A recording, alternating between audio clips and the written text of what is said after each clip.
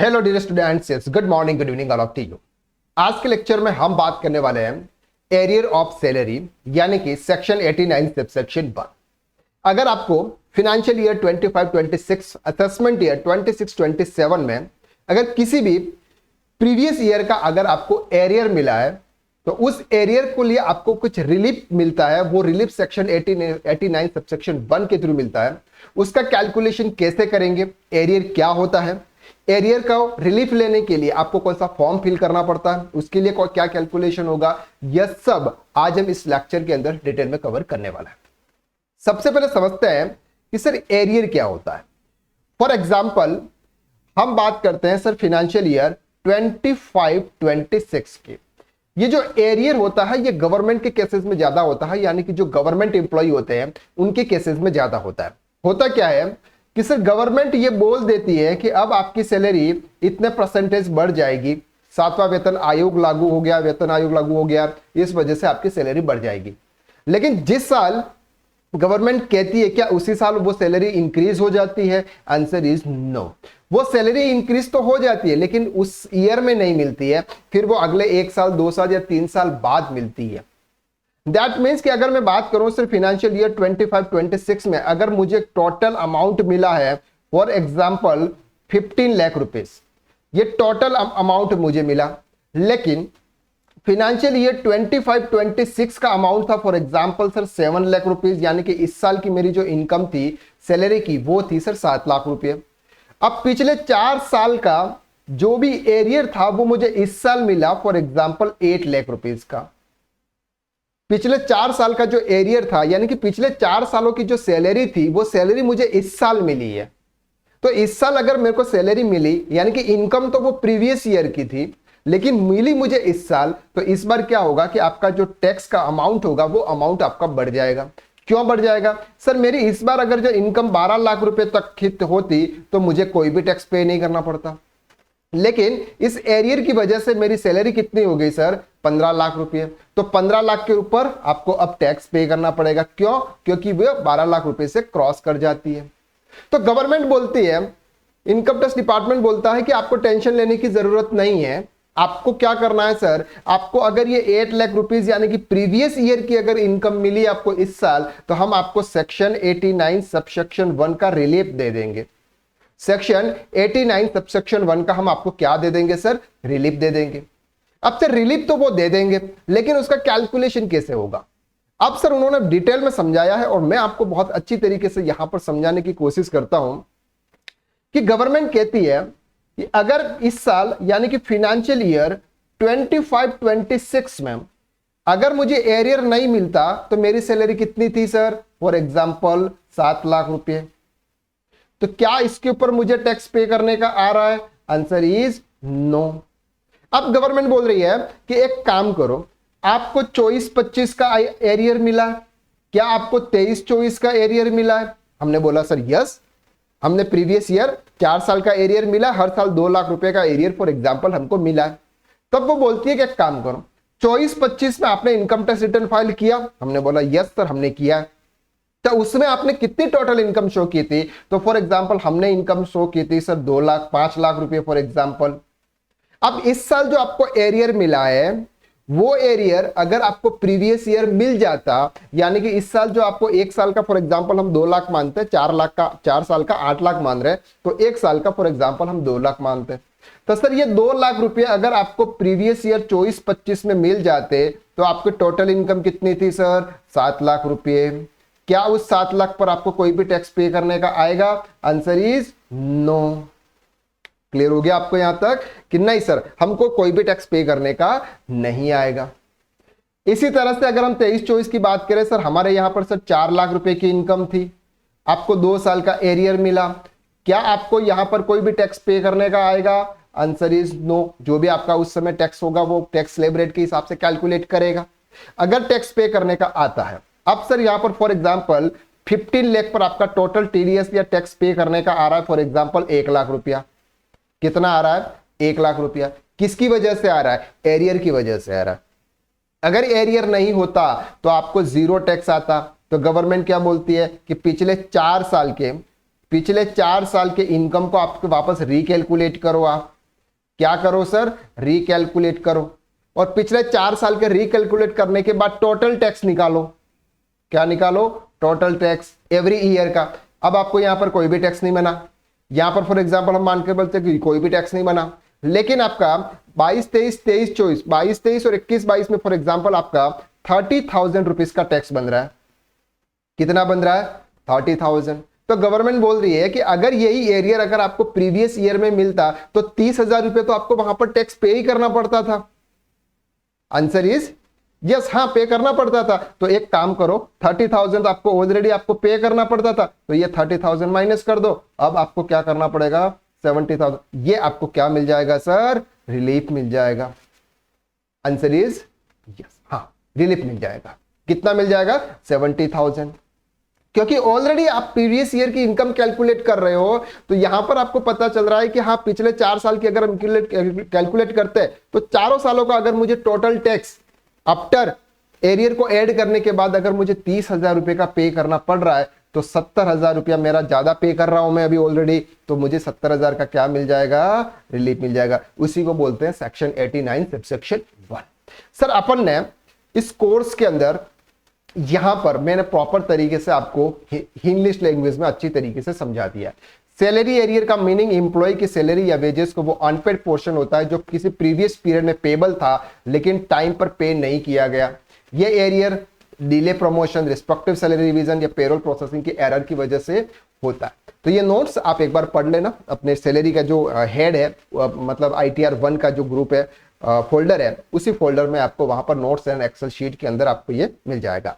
तो एक बार आप वहां पर डाउनलोड कर लेना। चलिए सर अब बात करते हैं कि सर हम सैलरी का कैलकुलेशन कैसे करते हैं। फॉर एग्जांपल हमारे यहाँ पर सर एक फॉर्म 16 है, ठीक है। फॉर्म 16 के अंदर फॉर एग्जांपल आपकी टोटल सैलरी है सर 13,79,457 की। कितनी सैलरी है सर, 13,79,457 की।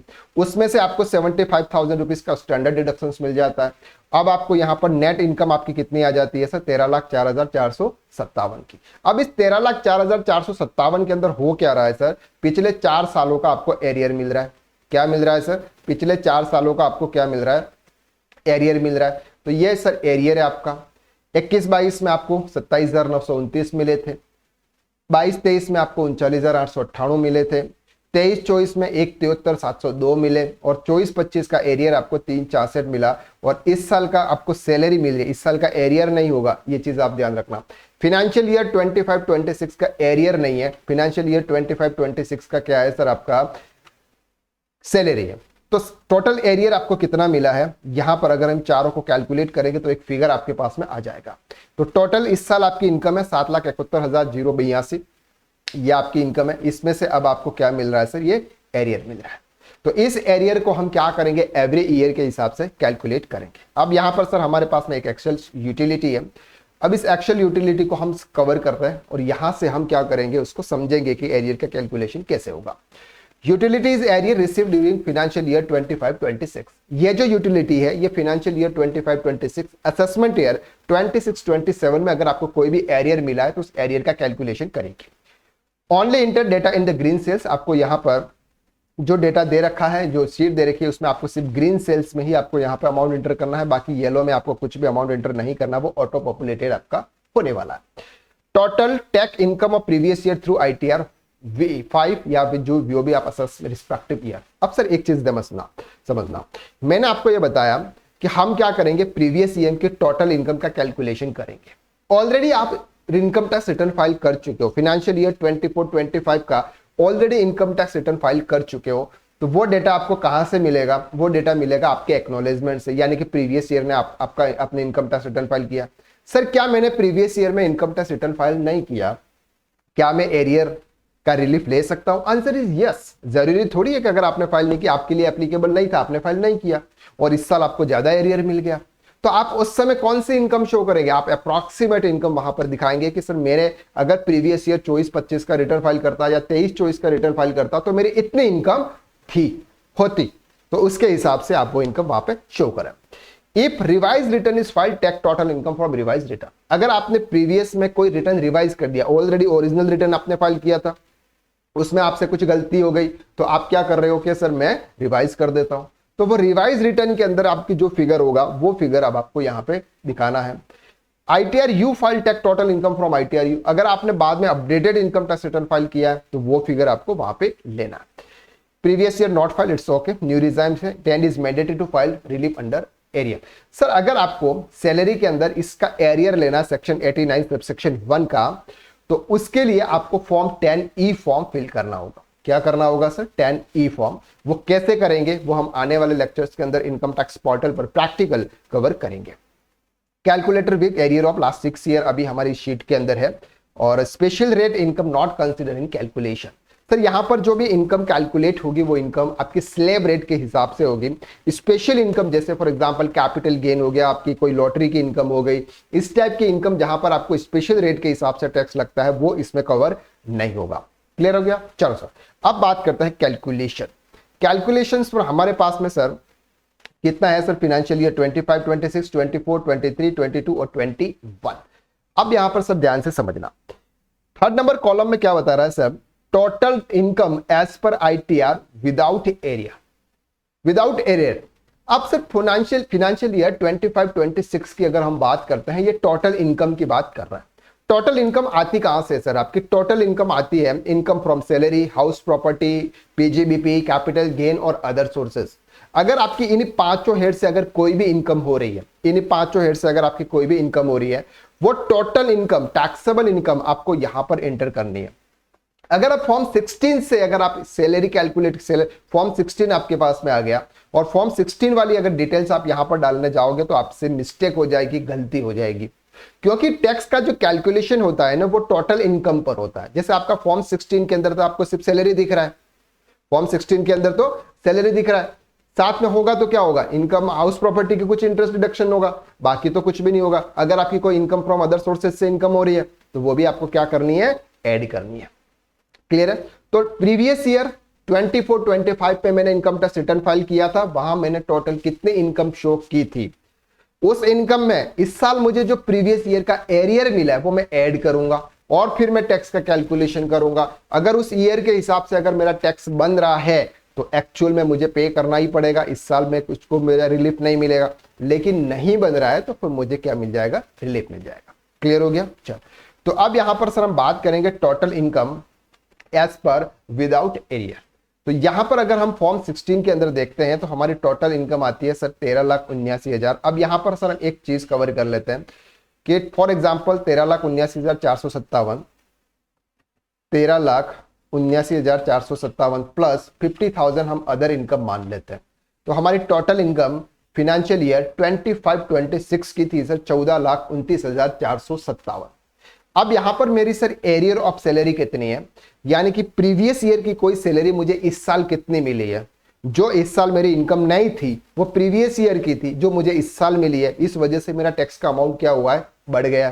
तो यहां पर हम क्या करेंगे? चारों साल की इनकम को ऐड कर देंगे। तो 27,929 प्लस 39,898 प्लस 173,702, ठीक है, प्लस 366,846, तो ये मेरी इनकम आ जाती है सर। टोटल मेरा जो एरियर मुझे प्रीवियस ईयर का मिला हुआ है वो मिला है उसे 6,08,375। अब सर ये जो 6,08,375 तो मेरी जो टोटल इनकम में से एरियर है, तो इस साल की मेरी इनकम कितनी होगी? तो मैं क्या करूंगा? इसमें से माइनस कर लूंगा। क्या करूंगा मैं? इसमें से माइनस करूंगा। कितना माइनस करूंगा? 608,375। तो इस साल की मेरी टोटल इनकम कितनी हो गई सर? 8,21,082। कितनी हो गई सर मेरी टोटल इनकम? 8,21,082। क्लियर हो गया आपको यहां तक? चलो सर, ये तो मैंने कैलकुलेशन कर लिया। फॉर एग्जांपल 25, 26 इसके हिसाब से मुझे टोटल टैक्स कितना पे करना पड़ रहा है सर? 98,195। कितना पे करना पड़ेगा? विथ एरियर है। यहां पर जो कैलकुलेशन होगा वो मुझे इस साल जो मेरा कैलकुलेशन होगा विथ एरियर हो रहा है। क्लियर हो गया? चल, अब बात कर रहे हैं sir financial year 24-25। Financial year 24-25 में आपने इनकम टैक्स रिटर्न फाइल किया। इनकम टैक्स रिटर्न में आपके पास में एक्नॉलेजमेंट है। फॉर एग्जांपल एक्नॉलेजमेंट के हिसाब से हम इनकम शो करते हैं 4,22,050 रुपीज। ये हमारी टोटल एक्नॉलेजमेंट के हिसाब से इनकम थी। इस साल यानी कि 24-25 में आपको कितना एरियर मिला है, तो ये एरियर मिला है मुझे 366846। तो 366846 अगर ये मुझे एरियर उस समय मिल जाता, यानी कि इस साल अगर ये एरियर नहीं मिलके 24-25 में ये मेरी इनकम हो जाती, तो मुझे टोटल कितना टैक्स पे करना पड़ता। तो यहां पर आपको दिख रहा है कि सर टोटल टैक्स आपको कितना पे करना पड़ता, 28,887 और 1151 रुपीज आपका क्या है सर, 4% का एजुकेशन सेस लगेगा और आपको 30,000 रुपए का आपको टैक्स पे करना पड़ता। कितना पे करना पड़ता सर, 30,000 रुपए का। क्लियर हो गया। चल अब बात कर रहे हैं सर हम 23-24 की। फॉर एग्जाम्पल हम 23-24 का हमने इनकम टैक्स रिटर्न फाइल किया था, वहां पर हमारी इनकम थी फॉर एग्जाम्पल 3,85,689 और इस साल हमको एरियर कितना मिला सर 173,702 फिनेंशियल ईयर 23-24 का, तो 173,702। तो यहां पर सर हमारी विदाउट एरियर हमारी सैलरी इतनी थी। तो यहां पर अगर हम देखते हैं कि विथ एरियर अगर हमारी सैलरी कितनी होती है, एक्यूरल बेसिस पर हम रिकॉर्ड करते हैं तो 5,95,391, जहां पर मुझे कोई भी टैक्स पे नहीं करना पड़ता। क्लियर हो रही है आपको यहां तक। चलो ठीक है सर। अब चलते हैं सर हम 22-23 की तरफ। 22-23 हम ये इनकम मान के चलते हैं कि सर 2,68,900 हम इनकम मानते हैं और इस बार हमको एरियर मिला था सर 39,898। तो 39,898 का हमको एरियर मिला। तो अब इसके हिसाब से अगर हम कैलकुलेट करते हैं एक्यूरल बेसिस पे, तो आपको यहां पर कोई भी टैक्स पे करने की नीड नहीं आ रही है। क्लियर हो गया। अब सर आपका लास्ट असेस फिनेंशियल ईयर यानी कि 21-22 बचा है। तो यहां पर हम देखते हैं कि सर फॉर एग्जांपल हमने जो भी इनकम टैक्स रिटर्न फाइल किया था उसके हिसाब से हमने इनकम शो की थी 2,47,050 की और यहां पर आपको एरियर मिला 27,929। ठीक है। अब इसके हिसाब से अगर हम टैक्स कैलकुलेट करते हैं तो यहां पे मुझे कोई भी टैक्स पे करना नहीं। क्लियर है। यानी कि ये इनकम अब मेरे लिए क्या हो गई सर, एग्जम्प्टेड कैटेगरी में आ गई। आप सर इस चीज को समझना ध्यान से। अगर मैं फिनेंशियल ईयर 25-26 में इनकम टैक्स रिटर्न फाइल करता हूं एक्यूरल बेसिस पे, तो क्या मुझे कोई भी टैक्स पे करने का आ रहा है? आंसर इज नो, नहीं आ रहा है। अगर मैं 24-25 की बात करूं तो आ रहा है सर, आंसर इज यस, आ रहा है। तो इस बार मैंने टोटल कितना टैक्स पे किया हुआ है? 98,195 रुपया मुझे पे करना पड़ रहा है। किसकी वजह से? एरियर की वजह से। और पिछले 4 साल का जो एरियर आ रहा है उसके हिसाब से कितना टैक्स बन रहा है? तो उसके हिसाब से सर टैक्स आपका बन रहा है 30,042। कितना बन रहा है? 30,042। तो टोटल आपका मैंने इस साल यानी कि फिनेंशियल ईयर 25-26 का जो टैक्स है वो 98,195 मुझे पे करना है। ऑलरेडी 30,000 रुपया अगर मैं प्रीवियस ईयर में इनकम शो करता तो मुझे पे करना पड़ता, तो वो मैं क्या कर रहा हूं सर, माइनस कर देता हूं। तो 68,153 रुपीज क्या हो जाती है सर, मेरे रिलीफ मिल जाता है। यानी कि अब मुझे इतना टैक्स पे नहीं करना पड़ेगा। अगर एक और चीज सिनेरियो हम यहां पर लेते हैं कि इस सिनेरियो को हम ये लेते हैं कि यहां पर फॉर एग्जांपल हम 4,22,000 की जगह हम ये मान के चलते हैं कि सर यहां पर हमने सिर्फ 2,22,220 की अगर हमारी इनकम होती, तो यहां पर सर अगर आपको कोई भी टैक्स पे करना पड़ रहा है क्या? Answer is no.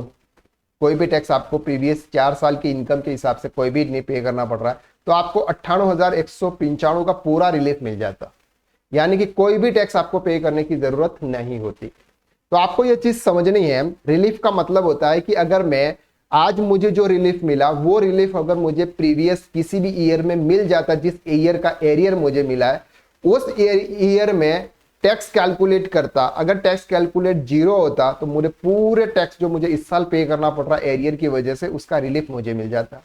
लेकिन अगर प्रीवियस 4 साल का जो मुझे एरियर मिला, इन चारों साल का अगर मुझे टैक्स बन रहा था तो मुझे उतना टैक्स माइनस करना पड़ेगा और बाकी का जो है वो मुझे एरियर रिलीफ मिल जाएगा। क्लियर हो गया आपको यहां तक? तो ये सर कैलकुलेशन हमने किया। अब उसके लिए हमें क्या करना होता है सर, यहाँ पर कुछ डिटेल्स हमको 10E फॉर्म जो सबमिट करना होता है तो उसमें कुछ डिटेल्स फिल करनी होती है। वो डिटेल यहाँ पर आपको टेबल ए से लेनी होती है। कहाँ से लेनी होती है? टेबल ए से। तो तो यहां पर हम टेबल 1 में डिटेल्स ले लेते हैं। यहां पर ऑटोमेटिकली आपकी डिटेल्स आ रही है सर। ओके, चलिए ठीक है, कोई इशू नहीं है।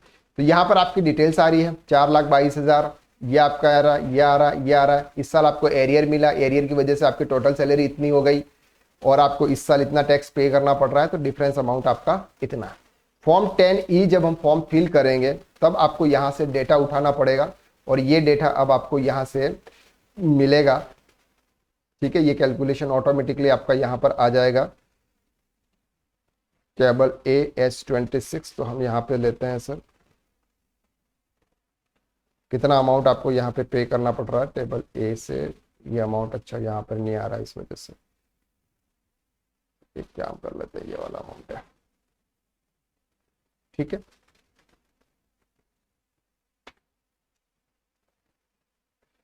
68,153 रुपीज का आपको यहाँ पे रिलीफ मिल जाता है।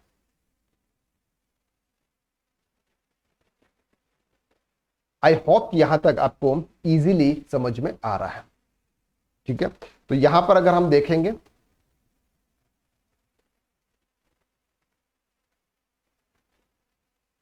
ठीक है, तो 68,153 का आपको यहां पर रिलीफ मिल जाता है। तो ये जो है ये डिटेल्स पूरी आपके फॉर्म 10E फॉर्म के अंदर सबमिट करनी होती है, डिटेल्स आपको वहां पर फिल करनी है। तो ये डिटेल्स 10E फॉर्म किस तरह से फिल करेंगे ये हम नेक्स्ट लेक्चर्स के अंदर डिटेल में कवर करने वाले हैं।